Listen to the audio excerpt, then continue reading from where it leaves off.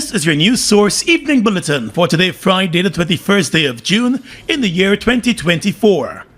I'm Gordon Mosley reporting. Now here's what we're tracking tonight. The Guyana Teachers Union has agreed to call off the ongoing strike by teachers, having reached an agreement with the Ministry of Education on the terms of resumption today. Teachers are now expected to return to their classrooms by next Tuesday, the 25th of June. Among the terms of that agreement are that there will be no victimization by either party. There shall be no loss of service for any teacher or educator, and teachers will return to their respective positions held before the strike. The GTU dropped its demand for a 20% interim payout for teachers ahead of the conciliation talks. President of the GTU, Mark Light, told reporters today that the agreement will protect teachers from any form of victimization and sets the stage for the process of conciliation to commence to hammer out the time frame for the multi-year package for teachers. The normal clause within a term of resumption which indicates that there will be no victimization, persons will not lose their seniority and stuff like that. But key to this would be the clause that allows us to return in the new week to have conciliation on the time frame, and also both parties have agreed to be bound by the 1990 the grievance and procedure memorandum, and that stipulates the timelines for all the processes. In response to questions on the absence of an interim payout as was being demanded by the union, the GTU president said after a fresh round of consultation with teachers across the country, it was agreed that the interim payment should no longer be pursued, and it was against that backdrop that today's agreement was reached. That was the mandate we were given prior to the previous sets of meetings. During the lapse between June the 10th and now, we went back to our membership to state the position that the government has adopted. And the members would have indicated to us that they are prepared to allow the process for the process to be followed, the interim payment or the cash grant. So us coming back here to sign minus that clause is as a direct result of new consultations that took place, and the members have agreed that they are prepared to forego that to allow the conciliation process to commence. Ahead of today's meeting, members of the union, including some executives, had expressed concern that teachers could be struck off the government's pay sheet if they fail to return to work by the last day of the current school term. But Light said while the precedent was a concern to some teachers, it is not documented in black and white. He said teachers simply wanted the process to move forward. Well, several teachers raised that as a concern, but there's no documentation to say that a teacher has to be, there's no policy document to say a teacher has to be there first or last day. But the norm and practice that we have seen in the past is that persons have had that happen to them if they didn't report on the first day or the last day. And this is something that a lot of teachers were concerned about, and they raised that during our consultation. So many of them had indicated that whether the strike was called off or not, they were going to resume duty on or before the last day of school. And the General Secretary of the Guyana Teachers Union, Coretta MacDonald, told reporters that she was pleased with today's outcome, noting that the nation's children were losing critical hours of learning. I'm happy that we were able to reach consensus, which in any discussion, any argument, any back and forth, you're not going to have everyone agreeing at the same time on what is proposed by party A or what is proposed by party B. And so that's why we usually have the discussions. What we were seeking to have is a win-win for both sides. The government was saying one thing, the GTU was saying something else, and so we were going back and forth. And while we were going back and forth, the nation's children were suffering all this time, and that was our concern. While we're concerned about our teachers' welfare, the nation's children were suffering. In a statement this afternoon, Education Minister Priya Manak Chand expressed gratitude for the swift and effective response by the Ministry of Labour in responding to the call for the conciliation talks. The Education Ministry's team was led by the Permanent Secretary in the ministry. The Education Ministry also thanked the parents and students and members of the public for their patience and understanding during the period. And the minister said the ministry is looking forward to a smooth transition as teachers resume their critical roles in educating and nurturing the future leaders of Guyana. More news coming up in just a moment.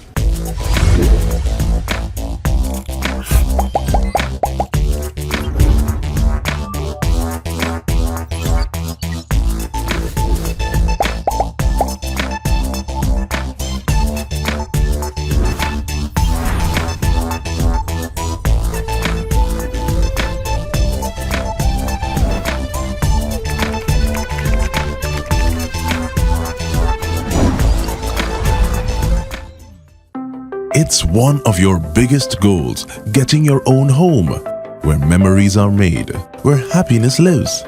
You may feel that home ownership or renovation is beyond your reach, but we at Republic want you to know that there's always a way.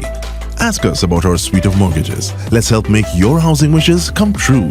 Or advise on how the equity in your existing home can finance other dreams and goals. Call or go online to learn more. All the big bands, all the big names from all around the world. The return of the biggest chutney show, Clash of the Titans, June 22nd, the Guyana National Stadium, the ICC Cricket T20 World Cup weekend. This is Clash of the Titans. One big stage, one big night, over 7 big bands, over 40 artists performing June 22nd, the Guyana National Stadium. This is Clash of the Titans.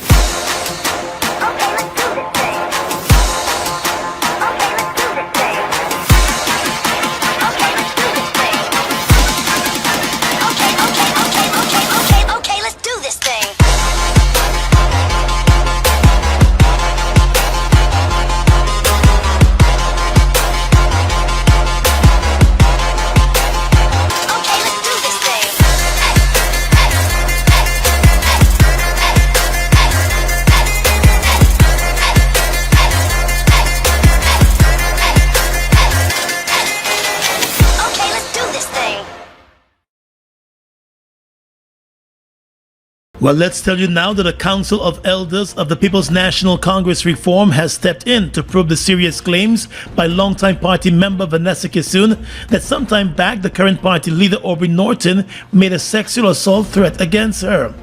The Council of Elders is being supported in its probe by the women and youth arms of the party. At a press conference today, representatives from the Council of Elders, the Guyana Youth and Student Movement, and the National Congress of Women noted the need for the inquiry to be done.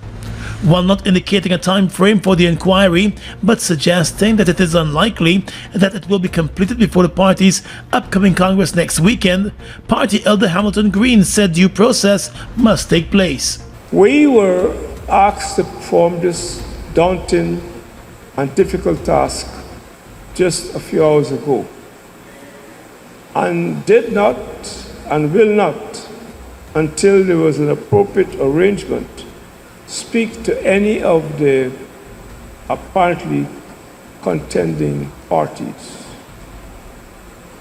But for what I have heard, we really can be facing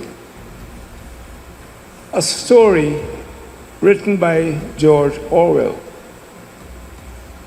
And we may be going through the twists and turns of a typical Orwellian drama.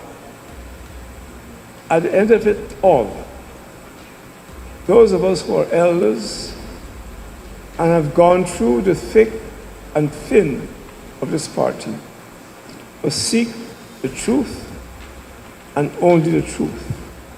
And that is why we accepted this task.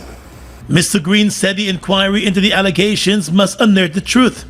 Party member Vanessa Kissoon has alleged that sometime back, the leader of the party made a sexual assault threat against her in his vehicle while brandishing his firearm. Norton has denied the accusations publicly, but when confronted at the party's recent Central Executive Committee meeting, he told the party executives that the issue was a private matter, party sources have said. Mr. Green indicated that the inquiry will have to be thorough and hear from all involved. He said the party's executive can also act on its own. We need to speak to both sides. If the CC wishes to propose something, that's a matter for them. In fact, it should be within their competence to make a recommendation which will be binding on the officers, including leader, chairman, etc. So that is without and beyond the competence of the Council of Elders. Despite the allegations, the PNC is moving full steam ahead with its Congress and elections next weekend. Norton is seeking re-election for the position of leader, but is facing some competition from party members Amanza Walton-Desir and Roysdale Ford. Former chairperson of the People's National Congress Reform, Valda Lawrence, and the executive member, Dr. Gary Best, have both declined the nominations to serve in the leadership of the opposition political party. The party's Congress and elections are set for next weekend at party headquarters, Congress Place in Sophia. Lawrence and Best were among 7 nominees for the party leader positions. Longtime party member Simona Brooms was the first to decline the nomination.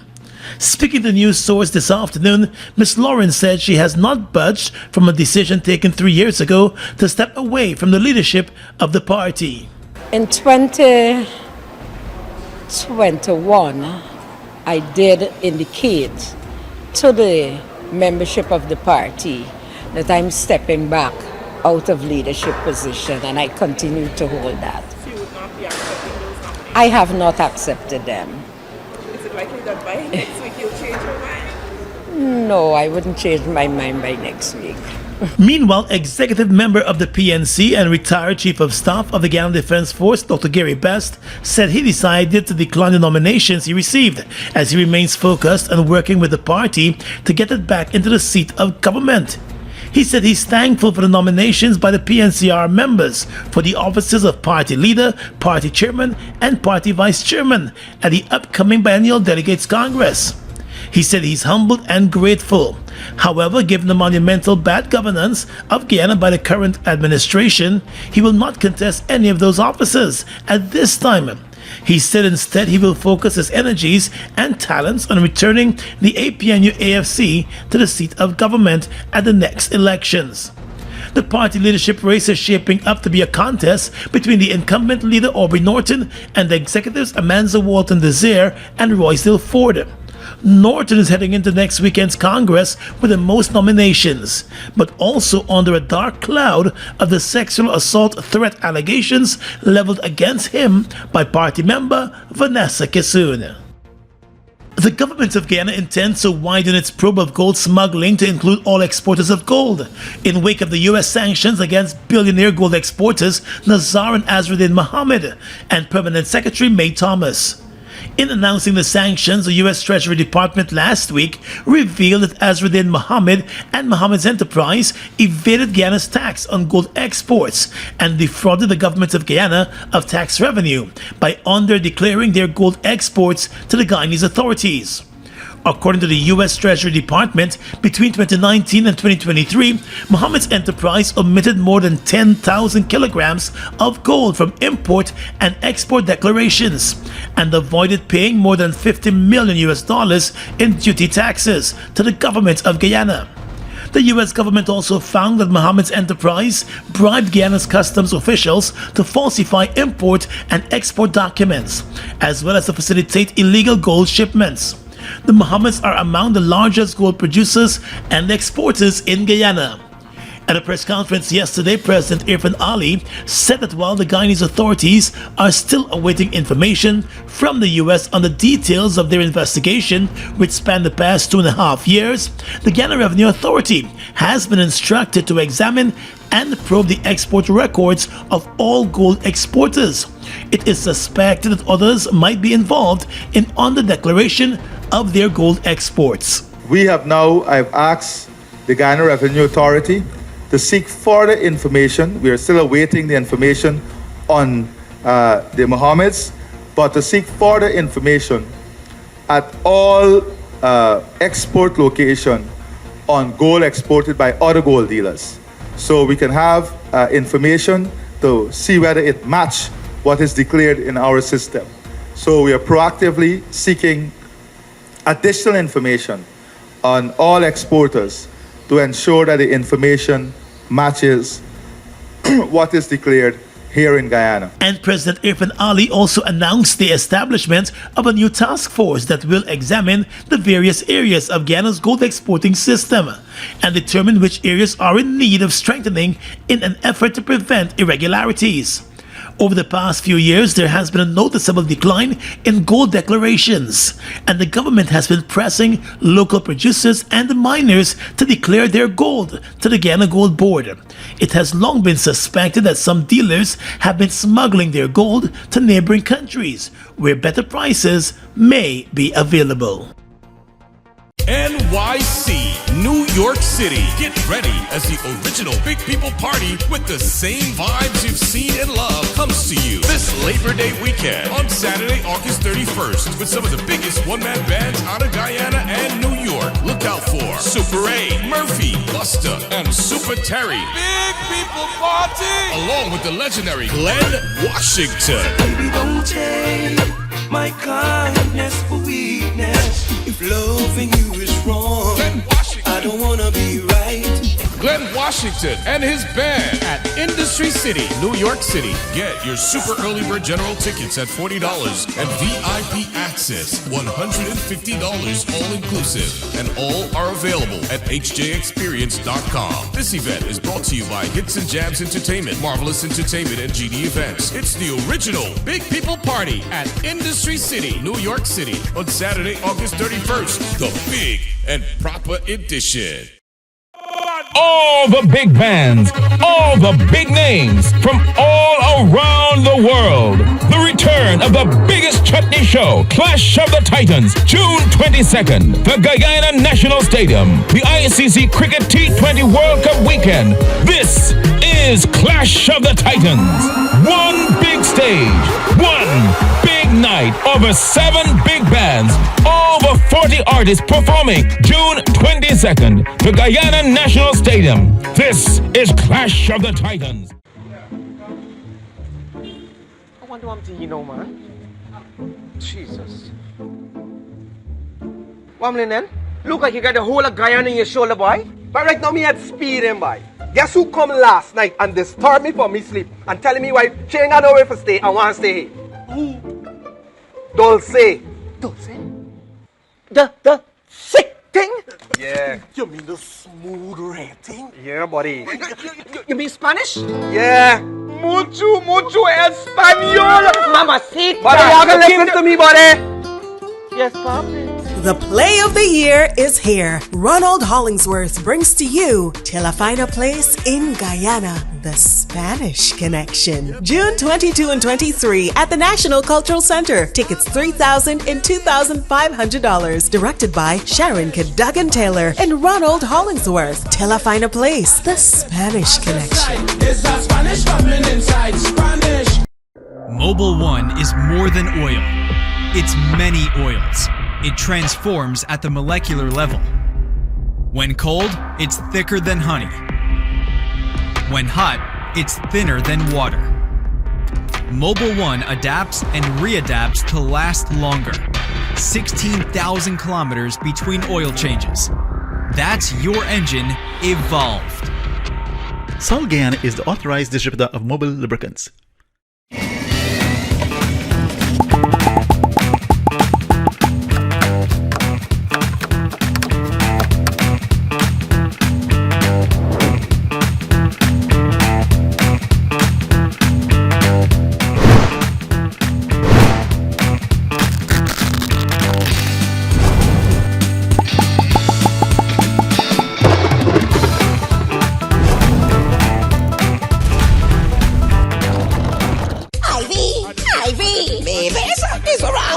you? You're heartless. Wait, what? Last year I lend you my money, my wig plus babysit your grandchildren. That mean you got to throw it in my face? And you went to the band's birthday and had a grand time. That is the best party I ever went to as a big woman. I could just imagine how nice the party was. No, you almost give me heart attack telling me you bringing them children again. No. Me in missing the niceness. But how we going and enjoy the band's birthday? Well, the mother gonna for calling sick because I got to perform alongside 12 of my mans. Don't forget to remember Saturday 22nd of June at the National Park. Get your early bird tickets for 2,000, VIP 6,000 at Just Your Size Boutique, White Castle Fish Shop, Fireside Suites, Team Extra Location, Stabrook Market, Stove Top, and MJ Box Office. Compliments of Fireside Grill and Chill and Extra Jail. Fans birthday, we present. Let's go dancing. The High Commissioner of Canada to Guyana, Mark Berman, said the government of Canada is in full support of the people of Guyana in the ongoing territorial controversy with Venezuela. At a reception last evening to celebrate Canada Day, High Commissioner Berman said Canada remains concerned about the ongoing tension between Guyana and Venezuela. But he said Guyanese can rest assured that they have the support of Canada. The Canadian government is concerned with the tensions between Guyana and Venezuela, and we reiterate that we stand with the Guyanese people, we stand with the government, and we call for respect of international law. According to the High Commissioner, the Canadian government's stance on the ongoing controversy is testament of the importance Canada places on its relationship with Guyana. As he elaborated on that strong relationship, the Canadian High Commissioner said he's pleased to witness the unprecedented economic growth in the country, and Canada is pleased to play its part in the country's developmental efforts. High Commissioner Berman said the past year was marked by 3 high-level visits by Canadian officials to Guyana, including a visit by its Member of International Development. That visit, he noted, resulted in the signing of a $120 million Canadian sovereign loan agreement to support social services in Guyana. Meanwhile, enjoying the Canada Day celebrations, Prime Minister Mark Phillips spoke of the strong bilateral relations between Guyana and Canada. Canada is home to a significant number of Guyanese. The strong familial bond of the Guyanese diaspora has played a significant role in strengthening the ties that bind our two nations together in friendship, mutual respect, and cooperation. The Prime Minister also said Canada has over the years played a significant role in advocating for peace and unity within this hemisphere. Our common values and our strict adherence to the tenets of international law, including sovereign equality of states, inviolability of frontiers, territorial integrity, peaceful settlement of disputes, and cooperation among states. We have always recognized these principles as being fundamental to the operation of the international system and have consistently demonstrated our commitment as responsible states to ensuring that our hemisphere remains a zone of peace. He noted too that Guyana continues to value the role that Canada continues to play as one of its long-standing partners in mapping out a national plan consistent with the South American country's development agenda. The fate of 2 Guyanese fishermen who were detained by Surinamese authorities after they were allegedly caught fishing illegally in Suriname's waters is unknown, as the Surinamese authorities have denied access to the fishermen by Guyana's official representatives in Suriname. President Irfan Ali on Thursday said he is deeply concerned about the development and it will now be addressed at the diplomatic level. I'm deeply concerned, but I don't want to pronounce because we don't know what they're charged for as yet. What I can say to you is that I'm concerned that through our embassy in Suriname, a request by lawyers was made to see the crew that is arrested. And the Minister of Foreign Affairs, just before the press conference, said to me that they were denied the opportunity to meet with the crew. by the authorities in Suriname. So I've asked for a full investigation into this and for the ministry to officially write to get the reasons why they were denied the opportunity, the lawyers were denied the opportunity to meet with them. And definitely this is a matter that we're going to pursue to the fullest. The two Guyanese fishermen were arrested in Surinamese waters by members of the Suriname Police and Suriname Navy over a week ago, and there has been no information shared with the Guyanese authorities since the arrest. According to media reports out of Suriname, the Guyanese fishermen had no license to fish in Suriname and were also unable to provide law enforcement there with registration documents for their boat. Fishermen from Guyana have complained bitterly about being harassed by Surinamese authorities. However, Suriname has been tightening up on fishing in its waters. Guyana has been seeking to acquire fishing license from Suriname to allow legal fishing by Guyanese fishermen in Surinamese waters. However, Guyana's request, which was made more than 3 years ago, remains pending. Ivy, baby, something's wrong with you. You're heartless. Wait, what? Last year I lent you my money, my weight plus babysit your grandchildren. That mean you got to throw it in my face? And you went to the band's birthday and had a grand time. That is the best party I ever went to as a big woman. I could just imagine how nice the party was. No, you almost give me heart attack telling me you bringing them children again. No. Me in missing the niceness. But how we going and enjoy the band's birthday? Well, the mother gonna have a calling sick because I got to perform alongside 12 one mamas. Don't forget to remember Saturday 22nd of June at the National Park. Get your early bird tickets for 2,000, VIP 6,000 at Just Your Size Boutique, White Castle Fish Shop, Fireside Suites, Team Extra Location, Stabrook Market, Stove Top, and AJ Box Office. Compliments of Fireside Grill and Chill and Extra Jail. Fans birthday, we present. Let's go dancing.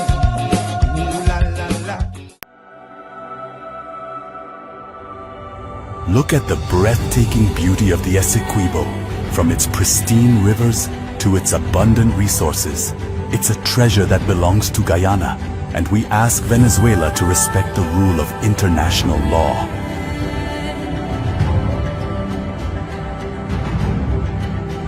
Our commitment to this land is not just about ownership. It's about preserving its beauty and resources for our people and future generations. The controversy between Guyana and Venezuela was settled internationally as full, perfect and final in 1899. Essequibo belongs to Guyana.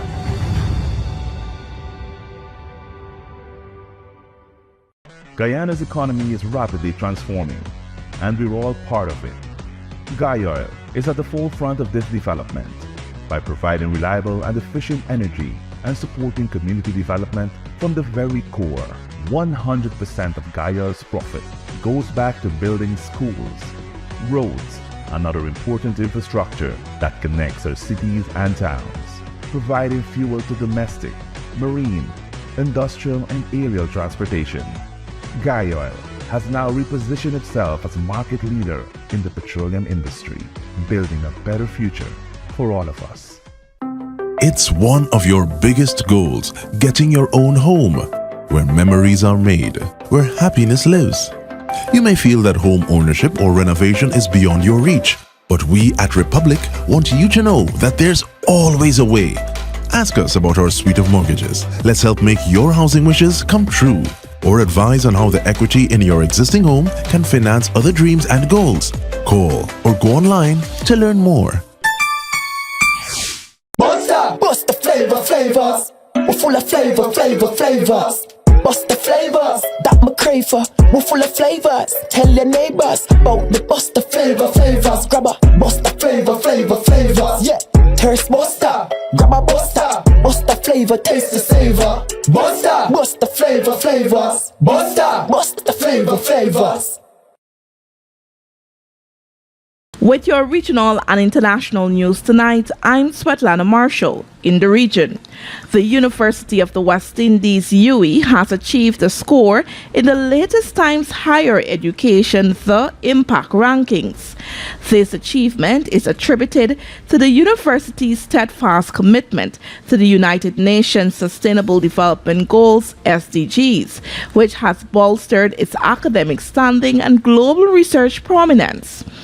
A press release highlighted that over the past decade, the university has strategically established joint global centers and initiatives with other respected universities to improve advocacy and development outcomes around sustainable development. Particularly noteworthy is UWI's perfect score of 100% in the Times Higher Education's Matrix evaluation with respect to SDG 17 Partnership for the Goals. Vice Chancellor Professor Sir Hilary Beckles expressed pride in the recognition, stating that the administration's vision for UWI necessitates multifaceted strategies, and it is therefore immensely proud that the dedication of its faculties has earned accolades within the global university community. This, he said, marks a significant achievement for the university. The impact rankings commend universities excelling across various SDGs, assessing their research, outreach, and teaching efforts. Venezuela's President Nicolas Maduro and 7 other candidates for July elections on Thursday signed an agreement to respect the results, although the country's main opposition abstained, saying the government had already breached an existing deal. According to Reuters, the 9-point agreement was presented by the National Electoral Council, CNE, Venezuela's highest electoral authority, which critics say is an extension of the ruling party. Main opposition candidate Edmundo Gonzalez abstained from signing. In a statement released on Thursday, Gonzalez said the opposition had complied with prior conditions for elections established in an agreement signed between the government and the opposition in Barbados last year. This agreement has been violated by one of the parties, who rescinded an invitation to international observers from the European Union and increased prosecution of leaders and supporters of the opposition, Gonzalez said in a statement. CNE President Elvis Amor Rosso said Gonzalez did not respond to the call of the homeland after calling him forward to sign, while the official television station broadcast an empty chair. Gonzalez, a 74-year-old former diplomat who leads the polls, told reporters early on Thursday that he had not received any summons from the CNE. And finally tonight, international news. People placed under restraining orders for domestic violence do not have a right to own guns, the Supreme Court in the U.S. has ruled. The 8-1 decision upholds a 30-year-old law that bars those with restraining orders for domestic abuse from owning firearms. At the center of the case was Zaki Rahimi, a Texas man who was indicted under the 1994 law, but filed an appeal after the court significantly expanded gun rights in a 2022 ruling. In that ruling, the court decided the U.S. Constitution's guarantee of the right to keep and bear arms protects a broad right to carry a handgun outside the home for self-defense. It also created a new test for gun laws, saying they must be rooted in historical tradition. That allowed Rahimi to appeal against his conviction under the 1994 law, arguing it did not pass the new test, and take the fight all the way to the country's highest court. During a November hearing, Rahimi's lawyer, James Matthew Wright, said he could find no historical precedent for people being disarmed, save for those convicted of a felony, which does not include the subjects of restraining orders. The U.S. government, wanting to keep the law in place, argued that dangerous individuals, such as loyalists to Britain in the American Revolutionary War, era had been disarmed in the past. The government's lawyer also said women living in a home with an armed domestic abuser were 5 times more likely to be murdered. And that's your News Source Evening Bulletin for tonight. I'm Svetlana Marshall reporting and encouraging you to stay safe.